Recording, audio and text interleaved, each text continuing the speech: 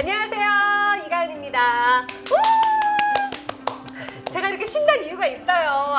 제가 맨날 야외 다니다가 오늘 드디어 스튜디오에 첫 입성을 했습니다.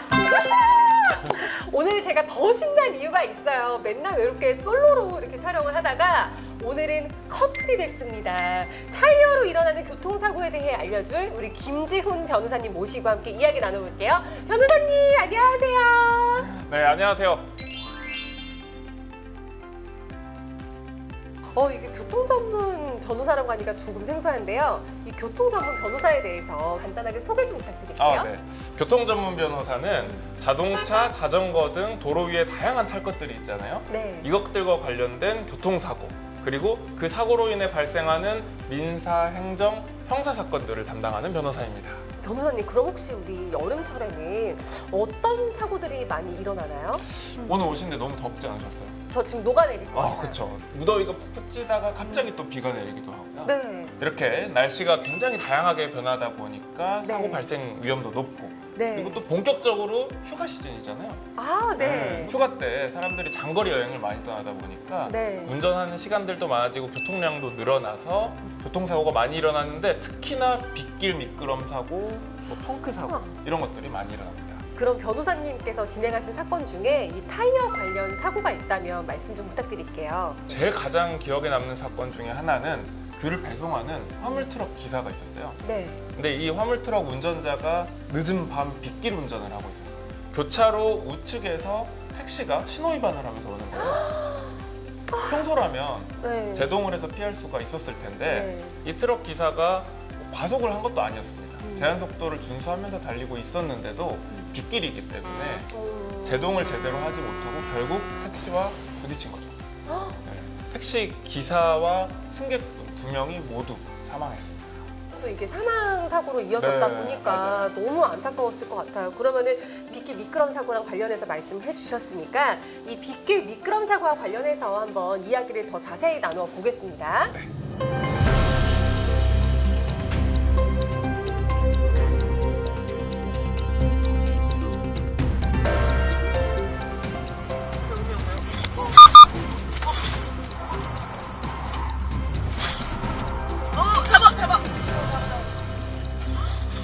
아니, 지금 영상만 봤는데도 네.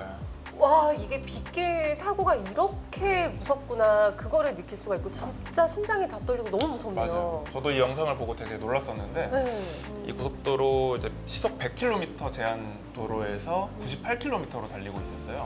규정 속도는 준수하고 있었는데 네. 비가 오면 원래는 규정 속도보다 한 20% 정도 감속 운행을 해야 하는 게 맞습니다. 그런데 이제 정상 속도로 주행을 하고 있었고 과속은 아니었는데도 급커브도 아닌 커브길에서 갑자기 차가 미끄러지면서 그대로 두 바퀴를 돌아버린 거죠. 이게 만약에 이제 뒤에서 차가 발견하지 못하고 그냥 이렇게 앞으로 쌩 가버리면은 더 큰 사고로 이어질 수도 있는 거네요. 맞습니다. 이 사고에서는 사실 뒷차가 대처를 굉장히 잘했습니다. 뒷차를 보면 이 뒷차가 오다가 네. 과속도 하지 않고 있었고 차간 거리도 잘 유지하고 있는 상황이었는데 네. 앞차가 사고가 나서 보니까 뒷차가 바로 비상 깜빡이를 켜면서 그 뒤에 있는 차들에게 경고를 날리고 본인도 아슬아슬하게 잘 피해갔죠.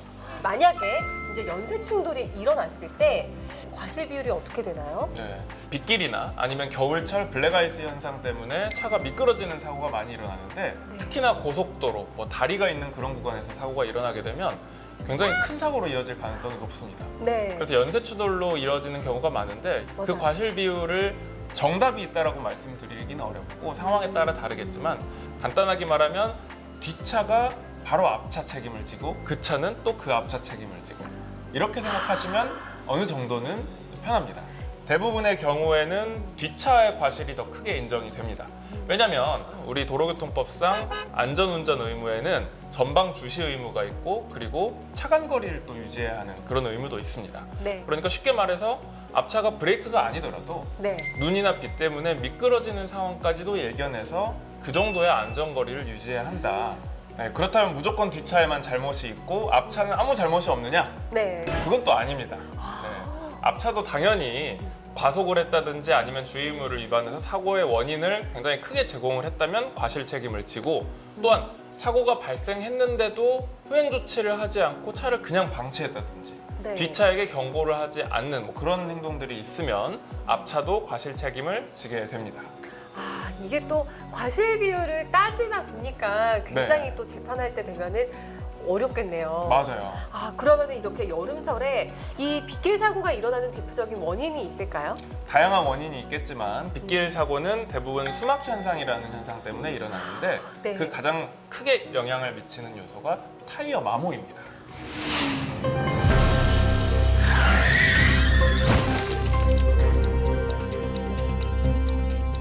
차가 물 위를 붕 떠서 미끄러지듯이 가는 굉장히 위험한 현상이죠. 물 위를 붕 떠서 주행이 되게 되면 핸들 조작도 안 되고 브레이킹도 안 되고 굉장히 위험하죠. 수막 현상은 타이어 마모도 때문에 일어나게 돼요. 타이어는 물 위를 주행을 할 때 빗물이 빠져나갈 수 있게끔 이런 그루브가 있는데요. 네. 이 홈이 얕아지게 되면 네. 배수성이 떨어지기 때문에 그 수막 현상이 잘 일어날 수가 있어요. 그래서 마모도 체크가 굉장히 중요해요. 와, 이렇게 타이어의 마모 정도가 제동거리에 큰 차이를 만드네요. 맞아요. 아니, 짧은 영상이었지만 얼마나 빗길에 안전 운전을 해야 되는지 알 수 있었던 시간이었습니다.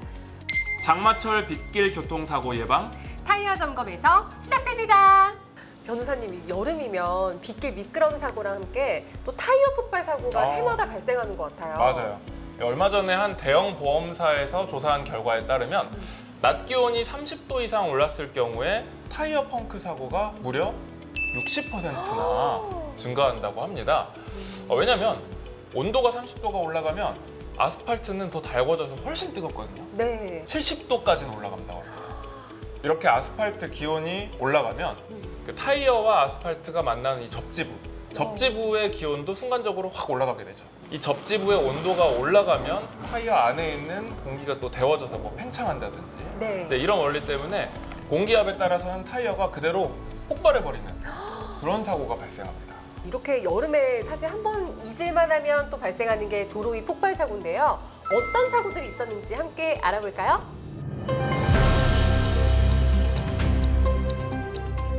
저 노후 타이어 관련 사고에 대해서 좀 알려주시겠어요? 네, 이 사고 같은 경우에는 이 부산과 울산을 잇는 고속도로에서 승합차가 달리고 있었는데 네. 이 낡은 타이어가 폭발해서 결국에 승합차가 전복되면서 한 명이 사망하고 무려 16명이나 부상을 입었습니다. 이렇게 노후된 타이어로 인해서 사고가 난다는 게 참 제 입장에서도 무섭네요. 네, 그리고 이렇게 안타까운 걸 떠나서 네. 법적으로는 운전자가 타이어 관리소를 한 과실이 명백하다면 민사상 혹은 형사상 손해배상 책임도 질 수 있습니다. 근데 이런 폭발 사고가 발생했을 때 사실 파편을 미처 피하지 못했을 경우가 있잖아요. 네. 그랬을 경우에 배상은 어떻게 받을 수 있나요? 이제 타이어 관련된 여러 사고 영상들을 보면 앞차에서 타이어가 갑자기 날아오기도 하고 심지어는 고속도로 중앙분리대에서 안 보이는 맞은편 도로에서 갑자기 타이어가 날아오기도 하거든요. 근데 이런 경우에는 아무리 운동신경이 좋은 사람이라도 네. 갑자기 피하기가 어려운 그런 사고들이 많습니다. 물론 앞차의 과실이 명백하고 출처가 분명하다면 앞차가 뒷차의 피해에 대해서 손해배상 책임을 질 수가 있겠죠. 네.